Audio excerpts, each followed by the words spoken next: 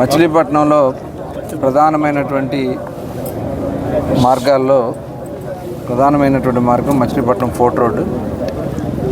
మరి మచిలీపట్నం విజయవాడ రోడ్ నుంచి స్ట్రైట్గా కోనేరు సెంటర్ మీదుగా గతంలో పోర్ట్ వరకు వెళ్ళడానికి ఈ రోడ్నే వాడేవాళ్ళు.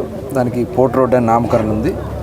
మరి ఈ పోర్ట్ రోడ్లో మరి గ్రీనరీని పెంచాలనే ఉద్దేశంతో మరి దీనికి మరి మొట్టమొదట మొత్తం కూడా చెట్లు పెరిగిపోయి నానా చండాలంగా ఉండేది.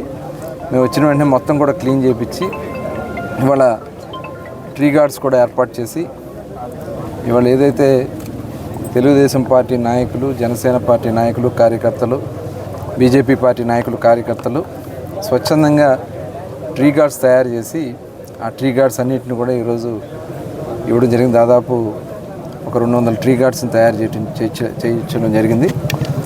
మరి ఇక్కడి నుంచి స్టార్ట్ చేస్తున్నాం. బందర్ మొత్తం కూడా గ్రీనరీని పెంచడానికి మరి పవన్ కళ్యాణ్ గారు ఫారెస్ట్ మినిస్టర్గా, గౌరవ ముఖ్యమంత్రి గారు చెప్పిన విధంగా మినిమం 50% గ్రీనరీ ఉండాలి అనే లక్ష్యంతో ఇవాళ రాష్ట్రం మొత్తం కూడా మేము గ్రీనరీని పెంచడానికి ప్రయత్నం చేస్తున్నాం. దానిలో భాగంగా ఈ చెట్లన్నింటిని కూడా ఏర్పాటు చేసి ప్రతి రోడ్డును కూడా సుందరంగా ఉంది. మచిలీపట్నం వస్తే మరి గతంలో మరి డివైడర్లన్నీ కూడా పిచ్చ మొక్కలతో ఎండిపోయి రాలిపోయి చాలా చండాలంగా ఉన్నటువంటి పరిస్థితుల్లో ఆ రోజులు మొత్తం కూడా గార్డ్స్ ఏర్పాటు చేసి కోనేరు సెంటర్, జిల్లా పరిషత్ సెంటర్ దగ్గర నుంచి రాజుపేట సెంటర్ వరకు కూడా గ్రీనరీ పెంచడం నగరానికి ఒక కొత్త శోభ వచ్చింది.